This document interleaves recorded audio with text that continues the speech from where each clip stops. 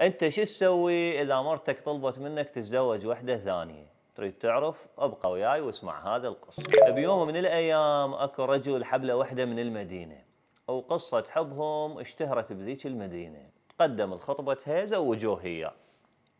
مرت سنين طويله والرجل هذا ما صار عنده ذريه. مرته قالت له انت صح تحبني وانا احبك وقصه حبنا طويله ومعروفه، بس اكيد تتمنى يصير عندك ظنه، وانا هاي الامنيه ما اقدر احقق لك اياها. قالها والحل؟ قالت له الحل تزوج وحده ثانيه وخلي تجيب لك طفل يشيل اسمك. قالها انا نسيت للموضوع هذا ومو بحاله، واذا تزوجت وحده ثانيه راح تصير مشاكل بينك وبينها. قالت له لا، ليش تصير مشاكل؟ انا مثل ما احبك راح احبها، لانه راح تحقق لك هاي الامنيه. متاكده؟ متاكده. قالها لا، عاد انا راح اجيبها غريبه عن هذه المدينه حتى لا انت تعرفيها ولا هي تعرفك، وما تصير بيناتكم مشاكل. قالت له مثل ما تريد. سافر الرجل المدينه ثانيه مجاوره الهم، خطب بنيه او رجع متزوجها. دق الباب على بيته وطبع على الطريقه التركيه، شايل مرته بيده وهي لابسه فستان العرس، فتحت له الباب بهتت. طب حط مرته الثانيه بالغرفه وطلع. قالها انا عندي شغل، راح اكمل شغله وارجع بالليل. قالت له خوش الله وياك.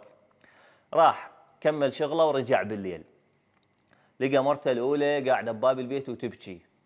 قالها خيرك؟ قالت له هاي مرتك الثانيه سبتني وشتمتني وهانتني، واني ما اتحمل هيجي اهانه، لو اني لو هي بالبيت. قالها هي هيجي سويت؟ قالت له هي هيجي سوت. شو راح تسوي انت؟ قال شو اسوي؟ راح اكسر لك راسها، انت حبي الاول وانت القديمه، شلون تهينك؟ اخذ التوثيه مالته وطبل الغرفه. المراه تسمع بس صوت التكسير. طلع الرجال. قالت له ها؟ قالها كسرت لك راسها حتى بعد ما تعيدها، طب شوفيها. طبت المرة، لقت اللي متكسر بالقاع واللي لابس ثوب العرس جرة. الرجال مسويها وملبسها ومهندمها على انه عروس، وطببها للبيت.